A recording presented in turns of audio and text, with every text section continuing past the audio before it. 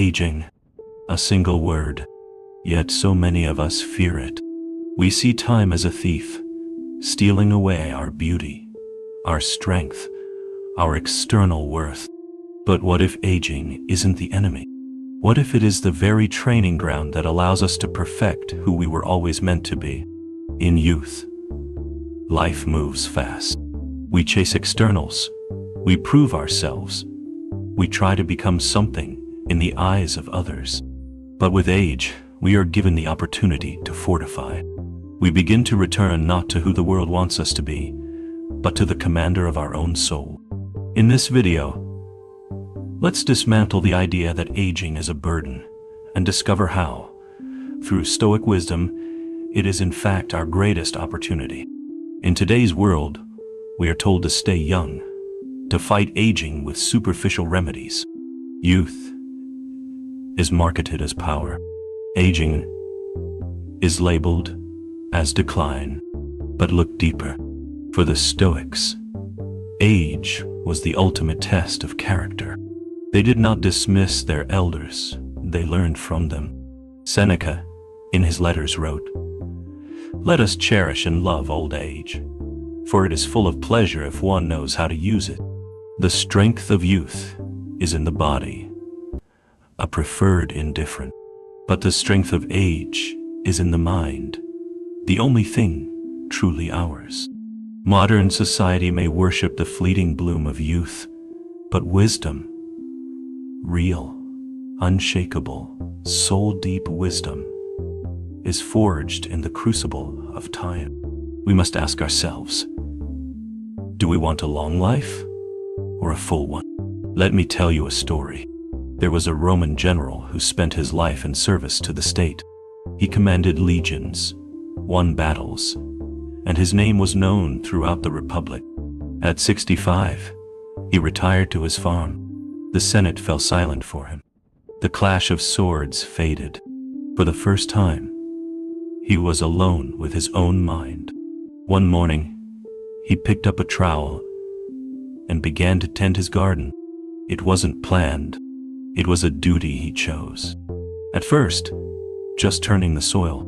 But as the seasons passed, his garden became a masterpiece of order, beauty, and resilience. A young senator, visiting for advice, once asked, "General, why did you not pursue this passion earlier?" He looked up from the earth and said, "Because it took me 65 years to learn the difference between commanding an army and commanding myself." Aging gave him time. But more than that, it gave him the ultimate prize, a well-ordered mind. In youth, we collect experiences, but in age, we begin to extract their meaning. As we grow older, something powerful happens. The outer world may demand less, but the inner world calls for more. You stop needing to impress others. You stop chasing what is not yours to keep. You begin to choose tranquility over turmoil. Life's loudness softens, and in that quiet, you finally hear the commands of your own reason. Stoic wisdom teaches that the flux of life is not something to fear, but something to understand and accept as part of the logos. Marcus Aurelius reminded himself, "Soon you will be ashes or a skeleton." But it is not for that reason that these things are without value. Look at the speed of their passing, of their transformation. As we age, we are given a front row seat to this truth. We shed our attachments to externals, our reputation, our appearance, the masks we wore, until we arrive at the unshakable core of our inner citadel. In a quiet portico in Athens, there lived an old Stoic teacher.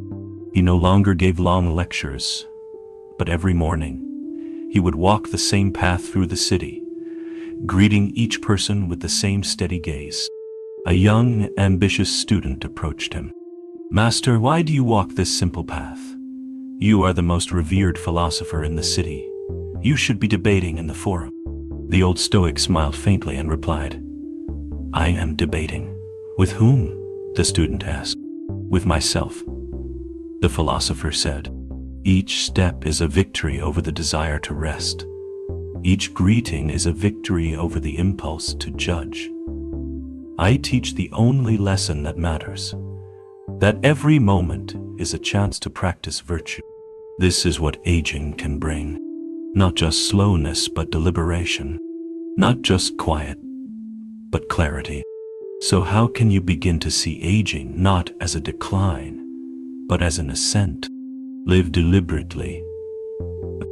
Slow down, not because you have to, but because you choose to act with purpose. Practice prosophy. Tit. Pati. Patiura niun. Iton ta jalo. Pay attention to your judgments.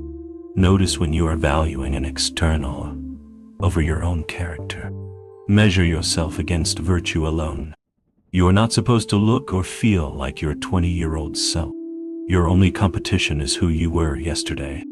Strengthen your mind.